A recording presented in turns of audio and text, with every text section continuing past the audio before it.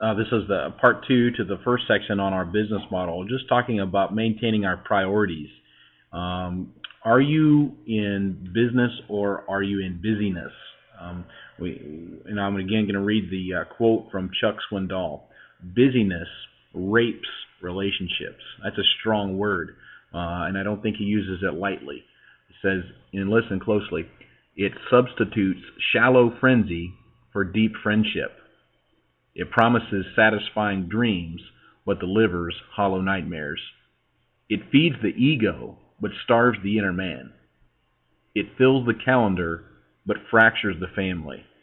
It cultivates a program, but plows under priorities.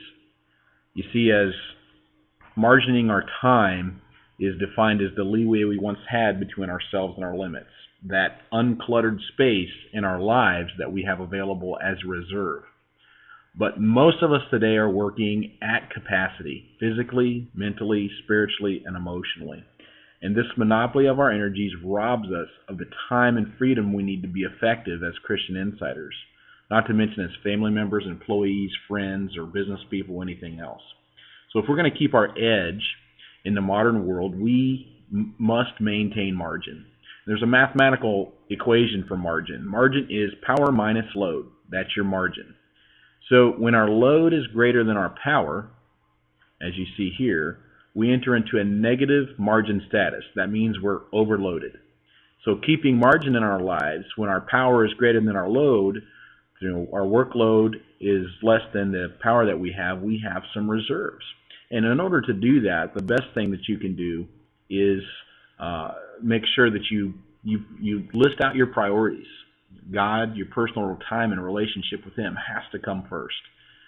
Secondly, your time with your spouse has to come second. She has to be number two, or he has to be number two.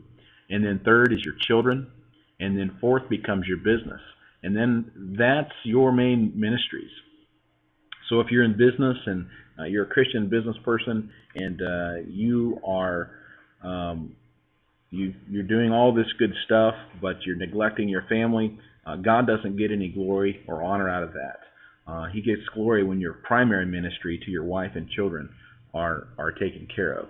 And I want to go back up to the top and kind of talk a little bit more. We were talking about relationships and talk a little bit about accountability, trust, accountability. Accountability is something that a lot of people don't want, but you can't have accountability without commitment, and you're not going to get commitment without trust.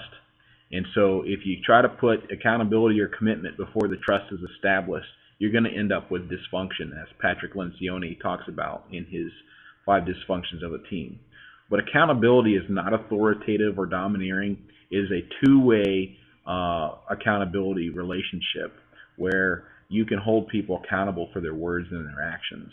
And when you have a team of people that are committed to one another, that trust one another's competence, character, chemistry, and they communicate well, and they can resolve conflict in an honorable way, and hold each other accountable to the commitments that they've made, then your goals will be achieved in a much quicker fashion.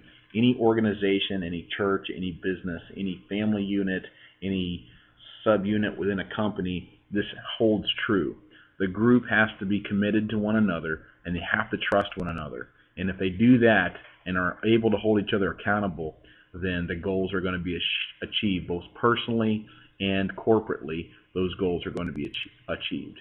So really, again, business or ministry, communication, it's all about relationships with people and who you surround yourself with. And you've got to decide, are the people that you've brought within your inner circle, are those people that help you, or they hurt you? Do they energize you? Do they keep the stuff away from you that hurts you?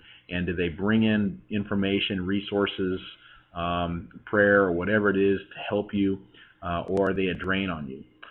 So looking at that and prioritizing that will help us as we continue to work towards our goals in our ministry relationships and our business relationships moving forward. Thanks, and have a great day.